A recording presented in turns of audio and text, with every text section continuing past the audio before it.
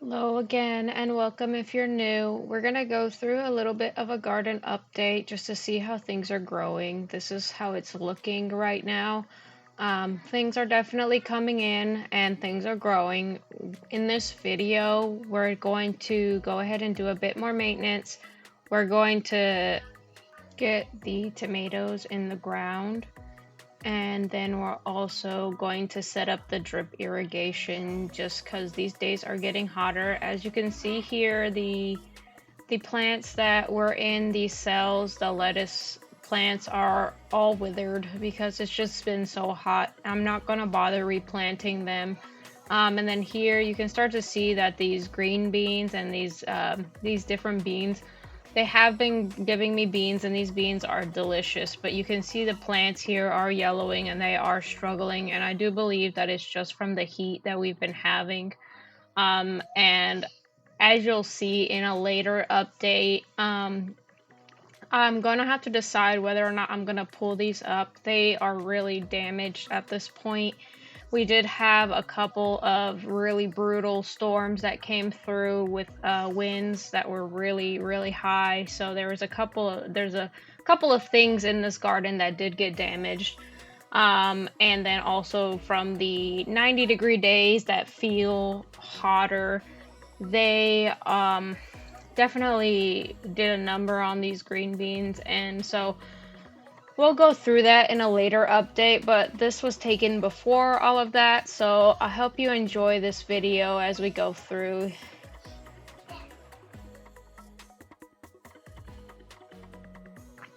As you can see, these onions here are doing really well. There's only 2 of them that are grown this big. The rest are still fairly tiny, but they're still growing.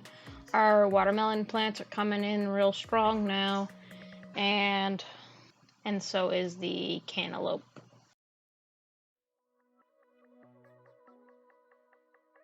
This wall of morning glories is looking really pretty, and we are having some flowers start to come in, but I'm excited for them to come in more. They are struggling because of the heat, so we'll see how many flowers we do get to see.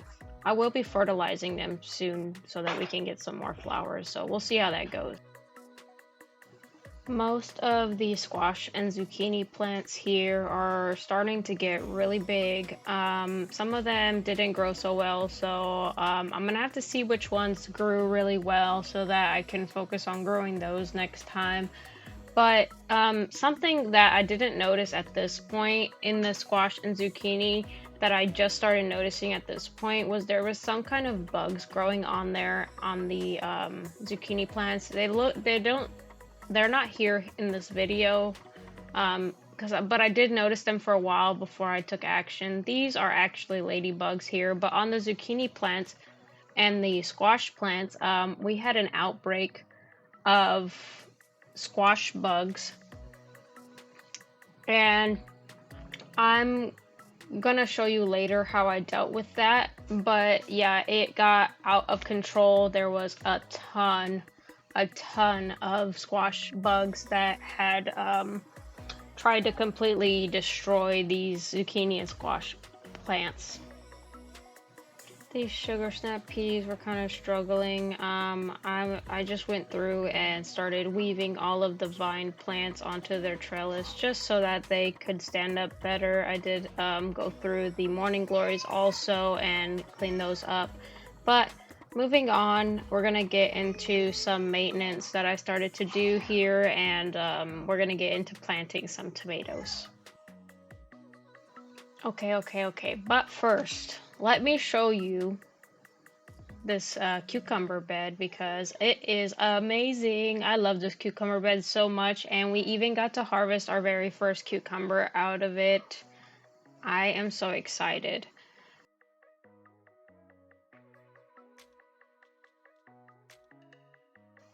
This right here is a hoverfly, and as you can see, it's striped just like a bee, but it's a hoverfly, and these are actually one of my favorite pollinators. They are so fun, and the way you can tell the difference is on their wings and their bulgy eyes. These ones look like flies, whereas bees look like bees, but they're a little bit of a mimic of the bee to protect themselves. There goes a little honeybee, just flies by. They're so fast I can hardly capture them. They're just always busy.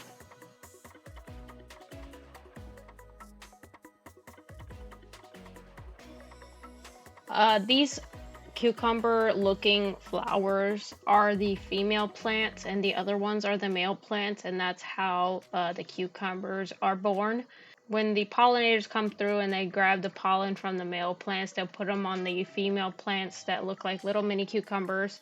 And once those flowers are turned white, those are the ones that are fertilized and they should become cucumbers at that point. And this here is our very first cucumber harvest. There were several more after this that I got to enjoy. We got to enjoy as a family, but this one was number one. And in this next clip, I'm just going to show you a moment. It's been raining a lot here, and so being that rainwater is so good for plants, I had my daughter just bucket the rainwater into these cucumbers just for fun. She really had a lot of fun with it, but I was excited because I'm really wanting to get into having some kind of a rain barrel, but obviously that's just something for the future. She just had some fun doing this.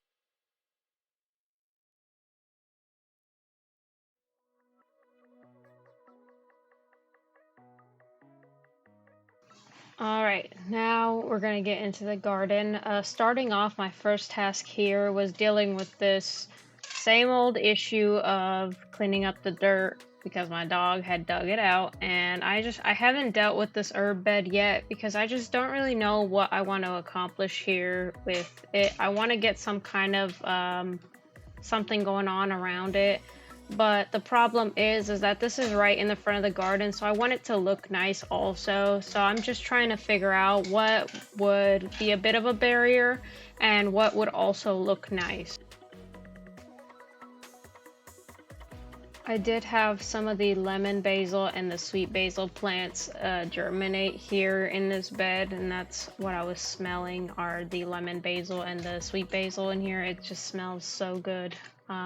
Moving on, we're going to go into the garden and we're going to start laying down some drip irrigation because these days are getting so hot, and that's something that became extremely important because I was not coming out here to hand water them because it was just too hot. So I really needed to get this drip irrigation set up. I went ahead and I used the 2 drip irrigations I had to run one along the outside of the bed to cover the peas here, all of the morning glories, and then on the other end I brought it all the way around so that it can water the tomato plants I was gonna put in today as well. But then additionally I ran one through this bed here so that this bed can get watered, but then I needed to also buy some more for the other beds. So that was kind of my future goal for today. I just ran the 2 lines that I had.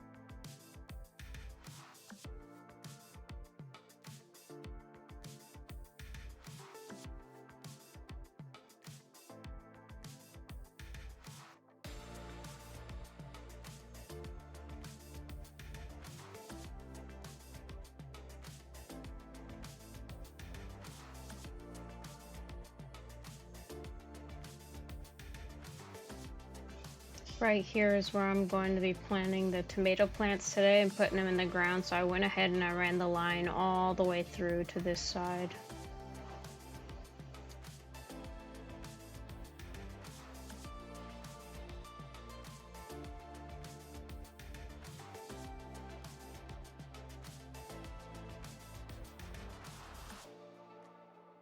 We're going to get into putting these tomato plants into the ground. This is how tall they had gotten. They're huge now in their containers. So that's exactly what I was looking for. I will be planting them deeper so that they can grow roots all the way up these stems, which is going to be perfect for the high winds and the really hot summer here.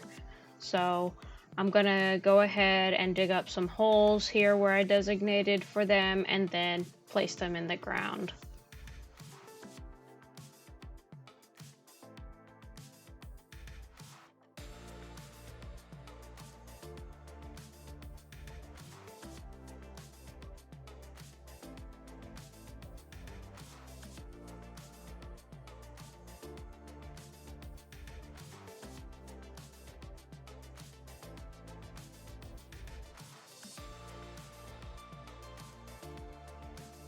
These tomato plants are looking absolutely gorgeous. This is how tall they are, and digging these holes took a while because I wanted to dig these quite deep and I didn't have a very good method of doing it.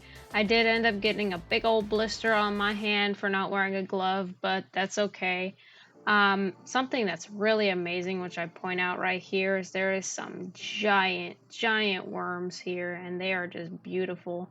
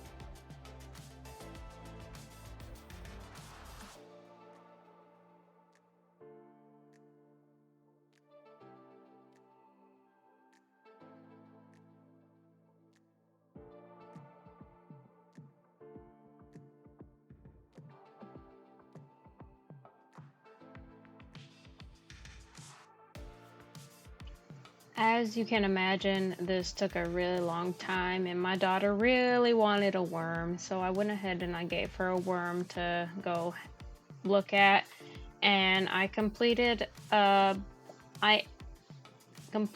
putting these in the ground. I did end up putting 6 plants in the ground, because that's how many I wanted to put in here. I just grew more in case some didn't make it, so I definitely wanted to make sure that I had some really strong, healthy plants to put in this ground, because I just wanted to give them their best chance at success.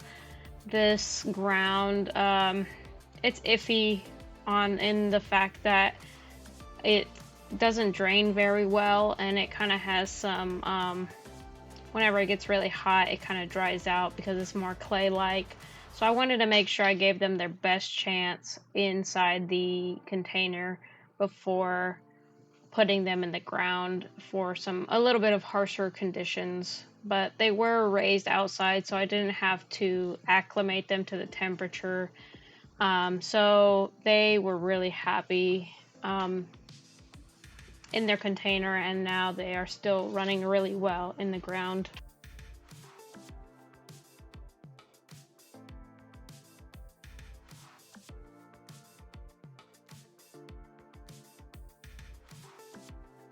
And with that, I finished planting all of these tomatoes here in the ground like I wanted to. I went ahead, I turned on the drip irrigation to give them a really good water, and then that was it for this day. Here's a little moment I had, a little bit of a fright. I think my daughter is trying to give me a bit of a heart attack here. Let me show you what she put in my garden. Look at this. This is a toy. She put the caterpillar toy in my garden. What a jerk for that. But I'm gonna go ahead and pick these. There's some pretty large green beans here. And there you have it. I'm all done with all the things I had set out to do at this time, so I'll catch you in the next one. I hope you really enjoyed this video. Thank you for watching, and yeah, I'll be seeing you soon. I should be posting again on Friday, but we won't be out in the garden on Friday. I'm actually going to be posting a video about how I made some soap this past winter. So I hope to catch you in that one, and thank you, and I'll see you soon. Bye.